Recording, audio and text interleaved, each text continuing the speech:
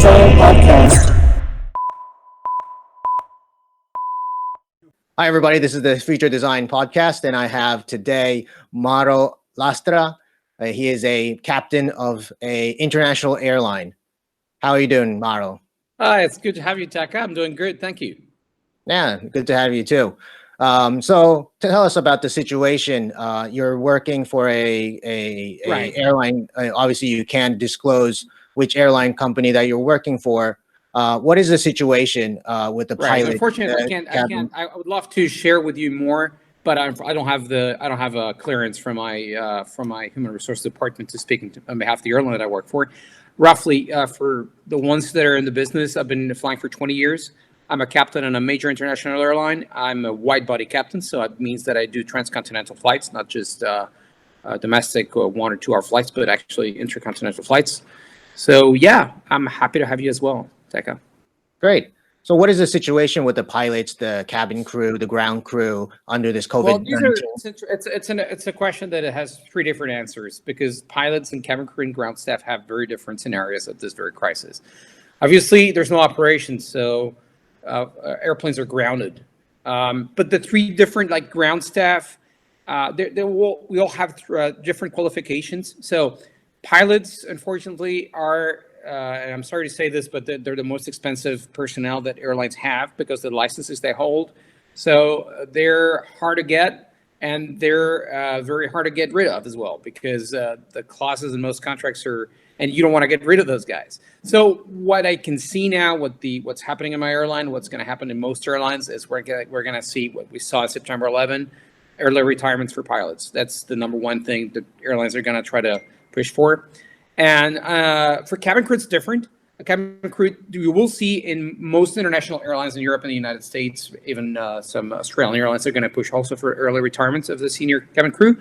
Unfortunately, for a lot of them, they don't have the seniority, and probably they're under even the contract structure of some airlines. They'll have to be put on furlough, I'm afraid.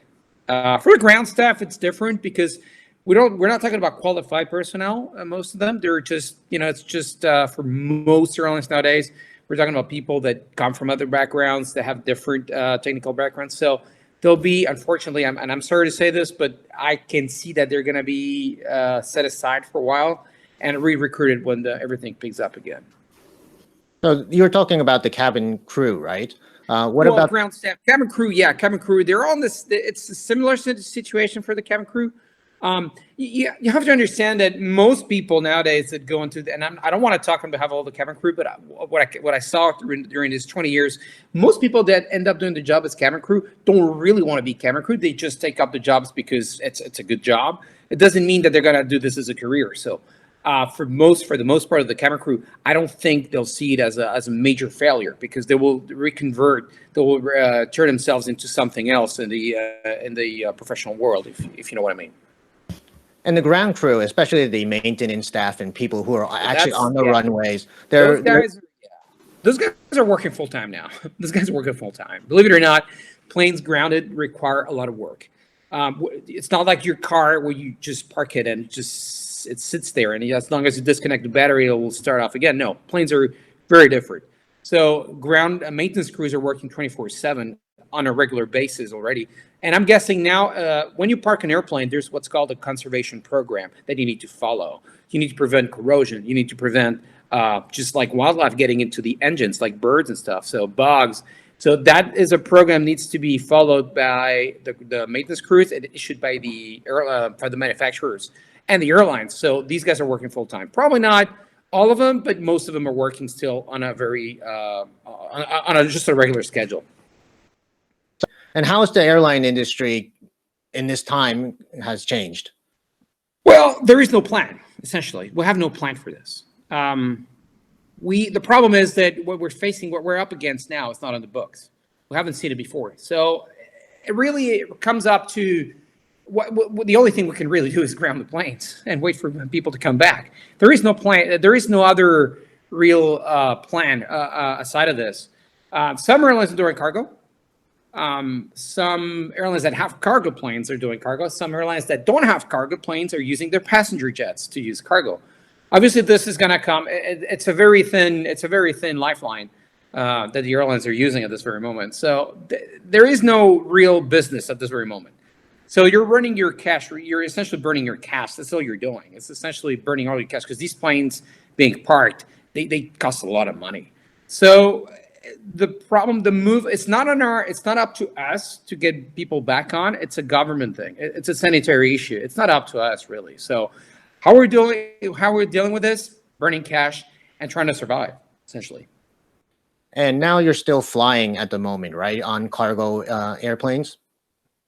Yes, I myself, because I fly an aircraft that has a passenger version and a cargo version. I am flying. I'm doing a little bit of flying, not a lot, but most airlines in North America and Europe and Asia Pacific is probably different in that sense. But most airlines in North America and Europe don't have dedicated cargo jets of themselves. They lease it from someone else. They have what's called the wet lease agreements from other operators, but they don't own these jets themselves because they fly the cargo on the belly of the planes. So these airlines are sitting idle and burning cash. Right. And what are the measures that are taking place when you actually fly these days? Yeah, it's challenging. Taka, last 3 flights I've done, I have to wear masks all the time, which is very uncomfortable if you have to wear a mask. Plus, we cannot overnight in places because we're placed in quarantine. So we go to places and we have to fly back. So we're flying with sets of 2, maybe 3 crews on a specific flight, just because we have to relieve each other, and we cannot overnight wherever we go because if we spend a night there, we're going to be quarantined, and the airline cannot afford to have people just sitting everywhere quarantined. So in the flight, we have to wear masks, which are extremely uncomfortable. I don't know if you guys have been wearing these surgical masks for more than 20 minutes, but when you have to wear these things for 20 hours, it just becomes very uncomfortable, especially in the back of your ears. It's just killing you. We'll have to wear gloves. We'll have to wear these masks. We'll have to, use disinfectant. It's just not fun at all. We can't get off the plane for any reason. We have to ask maintenance personnel to carry all our checks on the ground. I can say it's a bit of a hurdle, to be honest. I'm not looking forward to getting back on the plane and doing this kind of flying again. I'm looking forward for the good old days. Are there any passenger airlines being flown at the moment? Yes, there are, Taka. We have what's called the repatriation flights. So governments like, probably not the United States by example, but I see France, Germany, the United Kingdom, all these guys.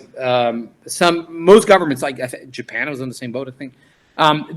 People got stranded in their holidays and here and there. So they have to get these people back because they need treatments. They need to be with their families. So just, you got caught in a bad situation.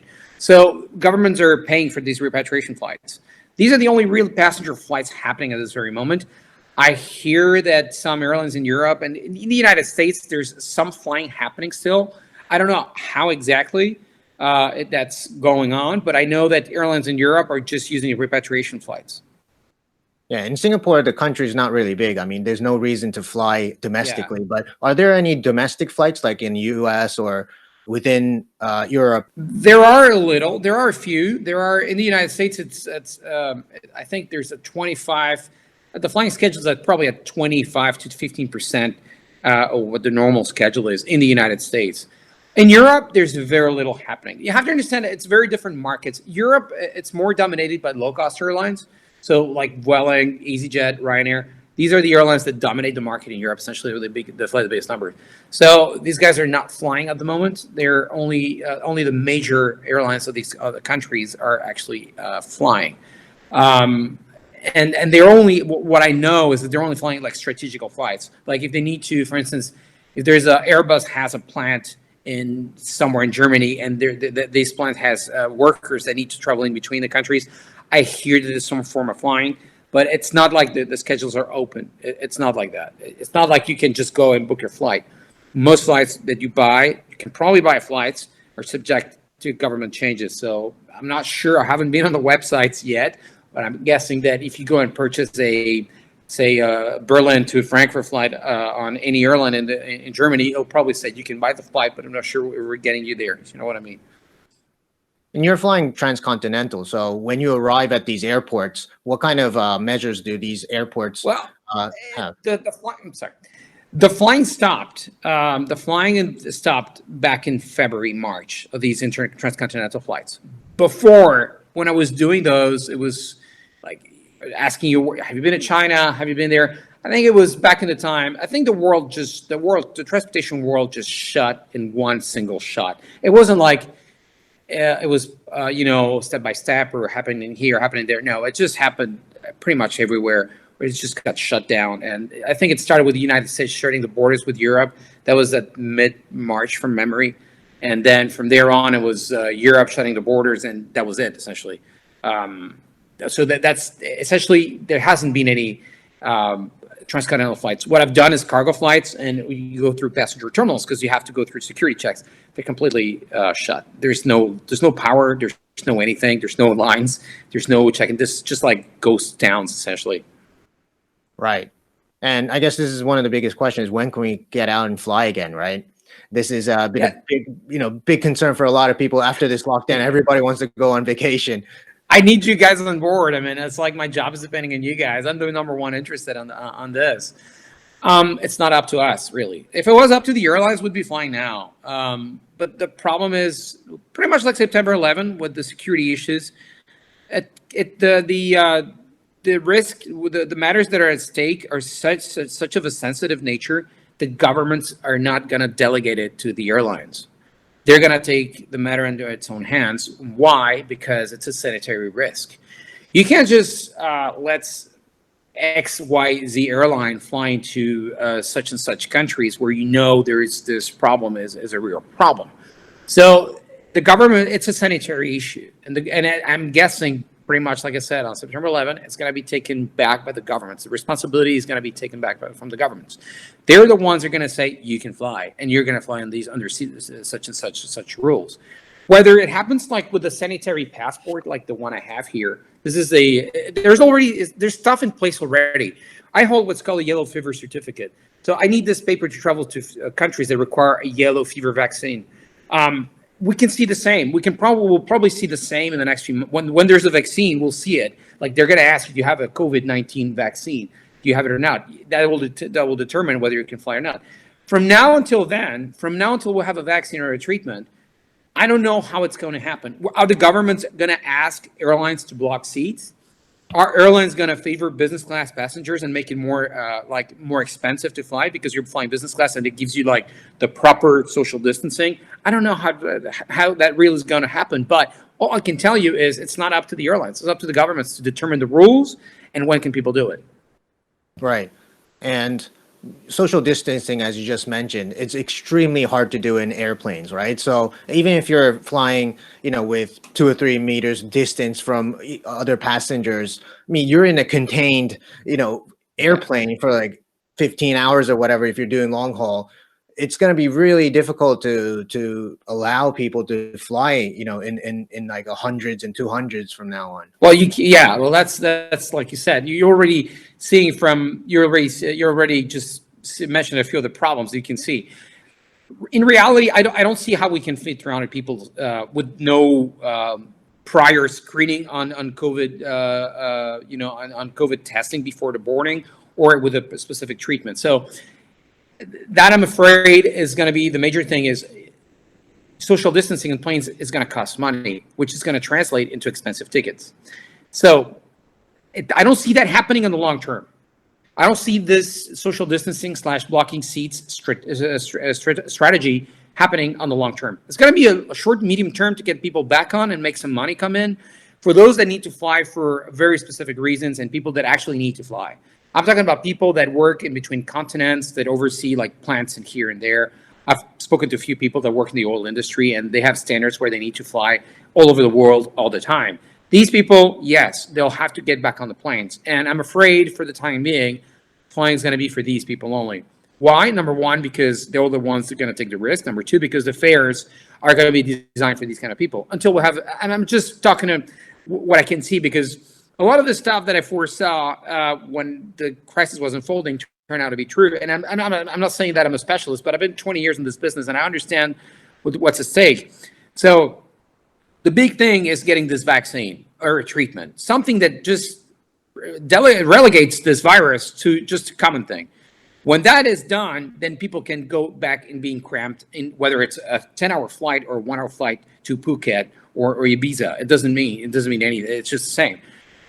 From there on, from now until then, it's going to be very complicated for everyone. And it's going to be, I'm guessing it's going to be government determined. They're the ones that are going to say, no, you have to maintain 1.5 meter separation. And if your fares are too low, well, you're going to have to fare them, because you have to understand everything in these jets is calculated, fare bases, fare structures. Everything you see is calculated on the price of a jet and divided on the number of seats for X, Y, Z number of hours in the flight. It's pretty much so. Going from that basis of calculation to a blocking seat strategy, it requires a whole repricing and a whole new different strategy for getting people back on. But the vaccine's not going to be ready for like 8 months. I mean, during that time, airline companies could be completely decimated. Yes. So from now until then, we're going to have to stick to probably social distancing, the measures that I told you. And it's just going to, what I can see is going to be an increase in the price of tickets. This is what you can see. And governments usually bail out national carriers, but like, as you mentioned, like EasyJets or Ryanairs or any of these low-cost airlines, I mean, they're not going to be, receiving any of these bailouts, will they? No, but these guys have a lot of cash. So they're in a different position. It's a different position. I can't speak for everyone, but I know some of the names you mentioned have a lot of, I know they have a lot of cash. So I wouldn't be too worried about those guys, because all they got to do is they have a lot of assets, they have a lot of cash. They're actually very good business, very profitable businesses. So these guys are probably going to burn on their assets and their cash to get the stuff going, and they're probably going to be the ones more interested in having this vaccine and these strategies. So maybe some form of pre-boarding testing on very advanced levels are going to happen. They're going to offer this to the governments initially. Like I said, I don't see the governments delegating this. So like, you take care of the pre-boarding checks and we're all good. No, I don't see the governments taking that risk. But if these airlines are proactive enough and creative enough to create strategies and say, hey, guys, we have a solution. What do you think about it? Maybe that's a solution. Maybe it's a solution coming from the industry. I don't know. The only thing I can compare this is September 11, and I know that the governments are going to be very, very zealous on taking this thing in control themselves because of what's at stake. We already saw. I mean, if the virus spread, it was essentially because the world is very connected through aviation. So they're not going to let this happen again, and they're going to demand from airlines and to have very strict controls. Is this going to create such a problem that we cannot fly until we have a vaccine? I don't really know. I think the reality is we're into uncharted territory here. We don't know how this is going to finish. We only know the beginning, like Bill Gates said. We only know the beginning. We don't know how this is going to end. So I have just like everyone else, I have some form of answer, but I don't have a clear answer for how this is going to finish. Well, it definitely is going to change traveling forever. I mean, thinking about having to wear masks, worrying about if anybody has these kind of coronaviruses or any type of viruses, it's going to scare the living hell out of most people, right? And if the government and airlines don't take the proper measure to get people on board, it's not going to be like everybody's like, oh yeah, the lockdown's over, let's go to Bali or Ibiza. I don't think it's just going to be like that. Enough. I mean, we all want it. We all want it. This is what I see as well, is that people want that. People want to go back and people want to travel. I mean, in the first 6 months, we're going to be on the knockout effect of all the economic shutdown. So there's not going to be a lot of traveling happening because people are not going to burn their cash, and they're not going to have a lot of cash to burn. So that's the initial part. For the second part, you have people will want it. So if there's demand for something, there's got to be an offer for something. It's just economics, right? So if there's demand for travel, we're going to have to find a solution. I mean, governments will push for people to go to places. And then I guess we'll probably have a solution by then. Yeah, I mean, but I just don't feel like the travel industry is going to be, the same as it was before. I mean, obviously, this process is going to be gradual. It's not like Expedia is going to be like getting tons of bookings at the moment, right? So, just a personal opinion of mine. Right. You have to remember that we're up against something that is fairly new, and I think that the D-Day is going to be the day we'll have a vaccine. or treatment. I mean, maybe not on the side of the vaccine, but a treatment. We need to find something. And I'm guessing it's going very fast. I mean, it's going very fast. There's a lot at stake. There is a lot at stake. So governments are pushing for it. And I know that the airline industry will push for it, and the travel industry as a whole, hotels, Airbnbs, everyone is pushing for it, and the people will eventually push for it. So you're very right. I don't see myself sitting 12 hours in a plane not knowing what's going to happen, and then going to a big pool in some resort not knowing what's going to happen. True. There's going to be a solution for that. But in the meantime, yes, whether you choose to travel it's probably going to be reserved for some type of budget only, where you fly in business class to private resorts where you have your own pool. Maybe, if you know what I mean. It's only be good for certain budgets. Maybe in the long to medium term, the travel industry will focus on these type of people. Yeah. I mean, as a pilot yourself, you're going to be in flying with all these people, not knowing what kind of diseases they have. So it must be really scary for you as well. I mean, putting on a mask and gloves, whatever it is, it's not going to really help, does it? Yeah. And I just feel for you, man. So, just, is there anything that you also want to tell our listeners and what struggles you're going through, what the industry is going through at the moment? I think we're up. We don't know where we're up against. We have no idea. And I don't just see myself. I see the talks of the CEOs and everything. I just see that they're just as worried as I am. The only certainty we have is big jets are a problem. Like 380s and 747s. That's gonna be huge to take on passengers on these things. Or on the other hand, maybe they're the solution because they're bigger, so you can take maybe more people with social distancing. How does this equation really finish? We don't know. I don't know. I don't think there's an answer. Maybe the medium jets are a problem, but not such big ones, because maybe on the big ones you can have some more social distancing. And yes, it becomes more expensive to travel, but then you can fit more people in. I don't really know. I think everyone is trying to make this work, to be honest. The real answer, the real question is there demand for something? Is there a demand for people to travel to Bali, to Phuket, and everything? And if there's demand, there's going to be a solution. At what cost? That's the other part. Are people going to be able to spend that amount of money to satiate their needs in terms of traveling and leisure? I don't know. I think we don't know. All we know is we're burning cash. We need cash. We don't know where to get it. So governments are bailing, parking big jets because they're a problem. We're maintaining those. We're keeping as much workforce as we can to the moment we can restart. And let's be real. We're trying to be optimistic here and see if we can find a solution for next year. Wow, great. Thank you very much for your time. Thank you for the valuable insights. Yeah. And keep safe, man. Keep flying, but keep safe. Take care, Tech Out. Nice talking to you. Yo. Oh, shit. Hi, guys. This is Takatoshi Shibayama, host of the Future Design Podcast. Now, if you like our show, please subscribe, write something on our comment section, hit the like button. I would love to know what you guys are thinking of, and I'll do my best to show that I care about you.